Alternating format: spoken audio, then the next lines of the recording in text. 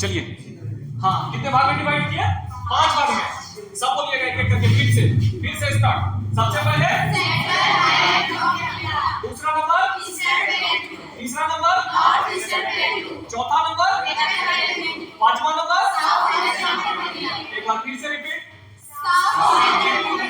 दूसरा नंबर, तीसरा नंबर, चौथा, पांचवा नंबर। हो गया ना? आज हम लोग किसको पढ़ेंगे? किसको पढ़ेंगे? Central highland of India. अब देखिए, इसको भी हम लोग कैटेगराइज किए हैं। सेंट्रल हाईलैंड ऑफ इंडिया को भी हम लोग कैटेगराइज किए हैं। क्या किए हैं? कैटेगराइज किए हैं। सेंट्रल हाईलैंड ऑफ इंडिया को जो कैटेगराइज किए हैं, इसको हम लोग 6 भाग में डिवाइड किए। कितने भाग में? 6 भाग में। आइए, 6 भाग कौन सा है इसको पहले रटिए। वो आपको रटा गया ना? हाँ, अगर हम पूछे कि पेनिनसुला प्लेट्यू को कितने भाग में डिवाइड किए हैं, कौन कौन सा भाग है? आवाज में कहा। सबसे पहले दूसरा नंबर, तीसरा नंबर, चौथा नंबर, पांचवा नंबर। ठीक है, अब हम लोग देखेंगे सेंट्रल हाईलैंड ऑफ इंडिया को कितने भाग में डिवाइड किए हैं? 6 भाग में। सबसे पहले अरावली माउंटेन रेंज, क्या बोलेंगे? दूसरा नंबर मेवाड़ पठार या फिर मेवाड़ प्लेट्यू, क्या बोलेंगे? मेवाड़ प्लेट्यू। तीसरा नंबर है मालवा पठार, क्या बोलेंगे? मालवा प्लेट्यू। चौथा नंबर बुंदेलखंड प्लेट्यू, क्या बोलेंगे? पांचवा नंबर विंध्या माउंटेन, क्या बोलेंगे? विंध्या माउंटेन या फिर विंध्याचल पर्वत। और छठा नंबर जो है सतपुड़ा माउंटेन रेंज, क्या बोलेंगे? Satpura mountain range. ये 6 हिस्सा किसका है? किसका है? कितने भाग में डिवाइड किया सेंट्रल हाईलैंड को? कौन सा भाग?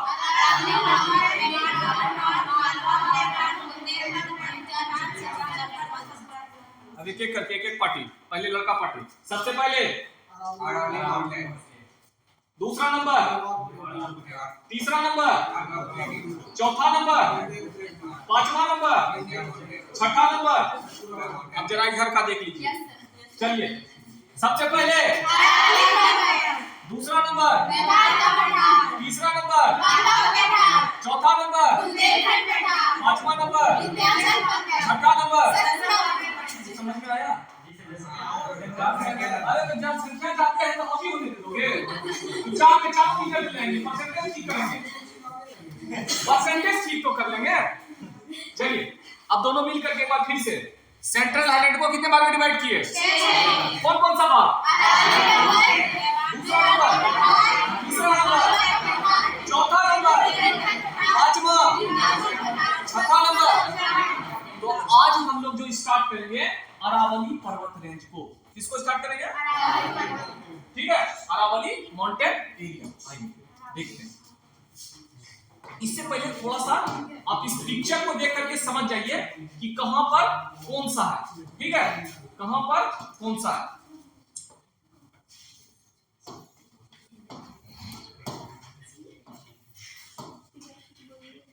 देखिए, ये अपना प्यारा भारत है ना, अपना प्यारा भारत। भारत में देखिए सबसे ऊपर में क्या है? अरावली माउंटेन है। इसी तरह फैला हुआ है जैसे दिखा है पिक्चर, जस्ट इसी आकार में है। दूसरा नंबर क्या है? मेवाड़। तीसरा नंबर मालवा, चौथा नंबर विंध्याचल और पांचवा नंबर, और यहाँ पर देखिए सबसे इकोनॉम है ना। बस इसी एरिया में फैला हुआ है। अब इसी को हम लोग अच्छे तरीके से पढ़ेंगे। ठीक है, अभी ये किसका हिस्सा है? ये पूरा सेंट्रल हाईलैंड ऑफ इंडिया। बोलिए, नहीं करते हैं आप लोग? Central highland of. अब ये बताइए, इसको सेंट्रल हाईलैंड ऑफ इंडिया क्यों बोले? सेंट्रल में। चीजें समझ ली है ना? क्योंकि सेंट्रल है, बीच में। सबसे ऊपर में अरावली, मेवाड़, मालवा, विंध्याचल, सतपुड़ा और बुंदेलखंड। ठीक है, तो अब हम लोग इस पिक्चर को बाहर निकालेंगे। इस पिक्चर को बाहर निकालेंगे, अरावली रेंज को। किसको निकालेंगे बाहर? अरावली रेंज। आइए, अरावली रेंज को बाहर निकालते हैं।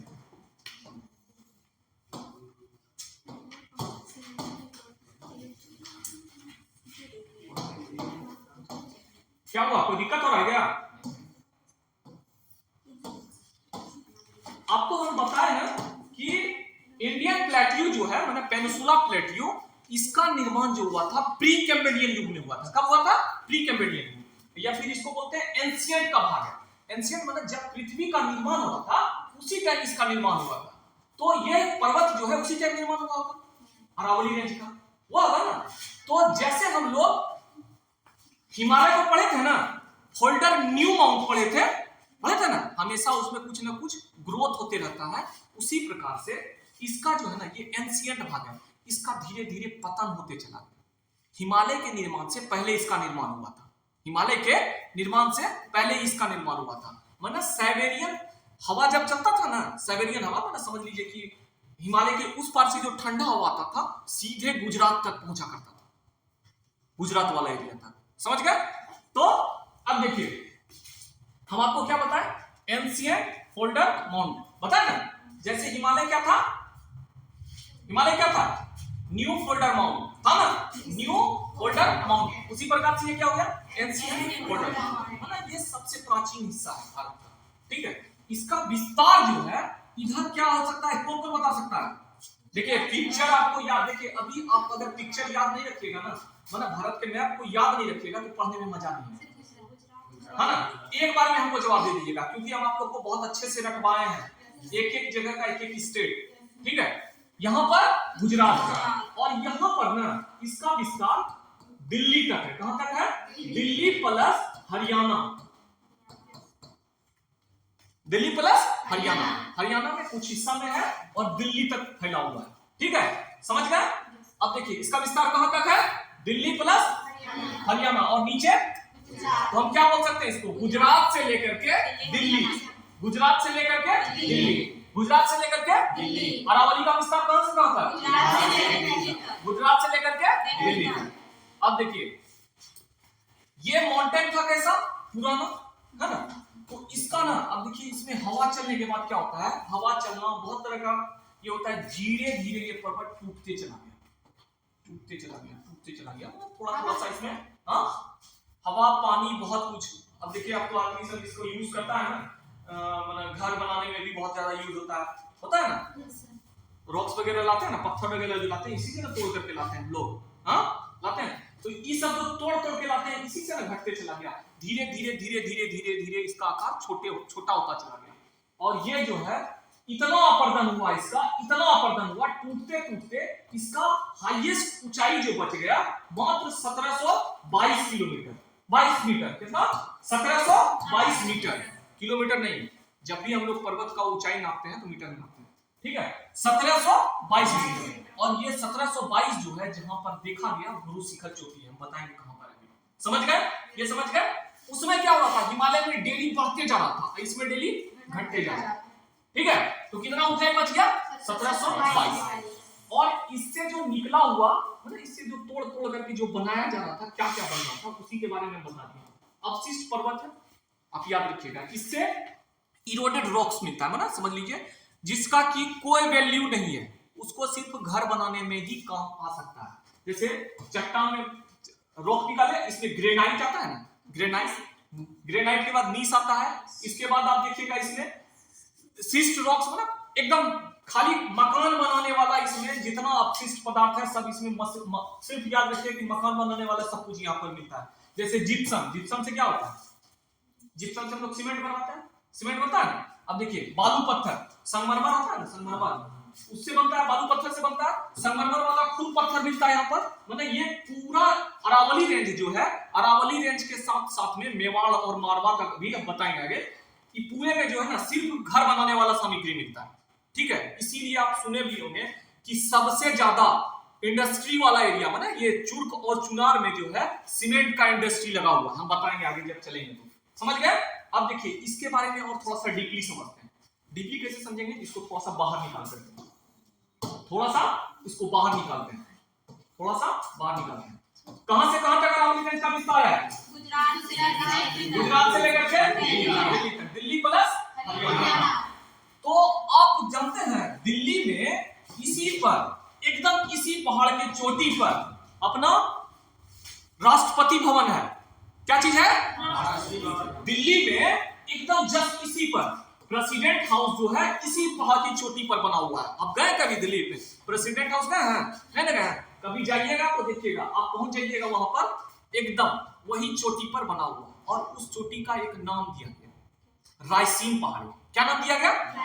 रायसीन पहाड़ी। अब क्या होता है, दूसरे देश का कोई भी मतलब धनीवान व्यक्ति बना, समझ लीजिए कोई बढ़िया आदमी आ गया, जैसे कि ट्रम्प आ गया, ट्रम्प आए भारत, आए भारत में राष्ट्रपति भवन आए, राष्ट्रपति भवन में आकर के कोई स्पीच दे दिए, तो उसी को ना रायसीन डायलॉग के नाम से जानते हैं। कोई दूसरे देश का इंसान आए, जो प्रमुख है, किसी भी चीज के प्रमुख है, किसी के चीफ है, आकर के अगर यहाँ पर कोई अपना स्पीच दे देते हैं, तो उसको हम लोग क्या बोलेंगे? रायसीन डायलॉग। क्या बोलेंगे? क्यों बोलेंगे? क्योंकि रायसीन पहाड़ी पर है। कहां पर है? रायसीन पहाड़ी पर। क्योंकि हम आपको बताए हैं ये अरावली माउंटेन रेंज है। क्या है? रेंज है। रेंज है, इसका मतलब इसके बीच में बहुत सारा पर्वत होगा, छोटा मोटा। तो यहाँ पर दिल्ली में प्रेसिडेंट हाउस इसी पर है, और यहाँ पर अगर कोई आकर के डायलॉग दे दे तो क्या बोलेंगे उसको? रायसीन पहाड़ी पर है, और यहीं पर अगर कोई आकर के डायलॉग दे दे तो उसको रायसीन। अब इससे थोड़ा सा आगे बढ़ते हैं। जैसे थोड़ा सा आगे बढ़ते हैं ना, आगे बढ़ने के बाद एक झील है राजस्थान में, एक झील है, याद रखिएगा ये बहुत इंपॉर्टेंट है, सांबर लेक झील। कहां है? राजस्थान में। सांबर लेक, सांबर लेक जो है राजस्थान में, कहां है? राजस्थान में। इससे एक नदी निकलती है, इससे सांबर लेक से एक नदी निकलती है, और पूरा लवण भरा हुआ रहता है, मतलब खारा पानी का ये नदी है, ठीक है। और ये इतना लवण रहता है, निकल करके एकदम इस पहाड़ के बीचों बीच से क्रॉस करके ऐसे करके ऐसे करके ऐसे करके कच्छ के रन, मतलब बैटल ऑफ कच्छ में लगा करके, गुजरात के बैटल ऑफ कच्छ में आकर के गिर जाती है। अब देखिए इतना लवण रहता है, खारा पानी रहता है कि आते आते धीरे धीरे धीरे धीरे इसका खारापन खत्म हो जाता है, और रास्ते में ही ये पानी जो है ना मीठा हो जाता है। तो भारत का मात्र एक ऐसा नदी जो कि जिसमें दोनों पानी पाया जाता है, खारा पानी और मीठा पानी, इसको हम लोग बोलते हैं लूनी नदी। कौन सी नदी? लूनी नदी। अब आइए फिर से एक बार पीछे चलते हैं। पहले अरावली रेंज का विस्तार कहां से कहां तक? गुजरात से दिल्ली तक। गुजरात से दिल्ली तक। Delhi plus Rajasthan, Haryana, Gujarat plus Gujarat, Haryana plus Delhi, ठीक है। अब दिल्ली में कौन सा पहाड़ी है? रायसीन। किसका हाउस है? अगर उसमें कोई स्पीच दे रहे तो ठीक है। अब इससे थोड़ा सा आगे बढ़ते हैं। कौन सा लेक? सांबर लेक। यहाँ से कौन सी नदी निकलती है? लूनी नदी। कौन सी नदी? कौन सी नदी? लूनी नदी। भारत का एक ऐसा नदी जिसमें कि खारा पानी और मीठा पानी दोनों सांबर लेक से निकलती है, ठीक है। सांबर लेक से निकलती है। इसके बाद ये राजस्थान का जो सूखा एरिया है ना, आप लोग सुने हैं ना, डेजर्ट वाला एरिया जिसको हम लोग मरुस्थल बोलते हैं, लगभग उसी के बीचों बीच से बहते हुए ये चली जाती है। कहां? Battle of Kutch. Battle of Kutch है ना, गुजरात में बैटल ऑफ कच्छ में ना, कच्छ के रण में जाकर के गिर जाती है। और ये यहाँ से जो पानी है धीरे धीरे मतलब पृथ्वी के अंदर बहना चालू हो जाता है। जैसे अंदर बहना चालू होता है तो इसीलिए ये एरिया को दलदल बनाता है। समझ गए? बैटल ऑफ कच्छ इसीलिए बोलते हैं। इसके बाद इससे थोड़ा सा आगे बढ़ेंगे ना, जैसे थोड़ा सा आगे बढ़ेंगे तो अभी हम बताए थे ना कि अरावली रेंज की सबसे ऊंची चोटी गुरु शिखर चोटी, बताए थे ना 1722 लिखा था ना अरावली रेंज का। तो जैसे थोड़ा सा आगे बढ़ेंगे, राजस्थान में ही इस पर एक चोटी है, राजस्थान में ही यहीं पर एक चोटी है जिसको हम लोग माउंट आबू बोलते हैं। क्या बोलते हैं? माउंट आबू। गुरु शिखर चोटी इसी पर है, माउंट आबू पर गुरु शिखर चोटी है। और जस्ट इसके बगल में एक दिलवाड़ा का जैन मंदिर है। जैन मंदिर है ना, दिलवाड़ा जगह का नाम है, वहीं पर एक जैन मंदिर है, ठीक है। वहीं पर एक जैन मंदिर है। समझ गए? यहां तक समझ गए? अरावली रेंज तक समझ गए? पूरा क्लियर? कोई दिक्कत? किसी को कोई दिक्कत समझने में? कोई दिक्कत नहीं ना? चलिए एक बार फिर से रिपीट कर लेते हैं। अरावली रेंज का विस्तार कहां से कहां तक? सेंट्रल हाईलैंड को कितने भाग में डिवाइड किए? कौन कौन सा भाग? सब बोलिएगा। तीसरा देख करके बोलिए, याद नहीं है तो एकदम एक बार में बोलिए। सबसे पहले दूसरा नंबर, तीसरा नंबर, चौथा, पांचवा, छठा। अरावली रेंज को, अरावली रेंज का विस्तार कहां से कहां तक? गुजरात से। अरावली रेंज की सबसे ऊंची चोटी, अरावली रेंज की सबसे ऊंची चोटी गुरु शिखर, अभी नहीं बताया, माउंट आबू पर गुरु शिखर चोटी नहीं है। अरावली, मतलब अरावली के पास से कौन सी नदी बहती है? अरे लूनी नदी। कौन सी नदी? भारत में कौन ऐसा नदी है जिसका पानी खारा और मीठा दोनों है? लूनी नदी कहां से निकलती है? सांबर लेक से। ठीक है, समझ गए? इतना दूर तक क्या हो गया? कोई दिक्कत यहाँ तक? कोई दिक्कत है ना? अब जो है इसके बाद हम लोग नेक्स्ट क्लास में और देखेंगे। ठीक है, कोई दिक्कत है ना?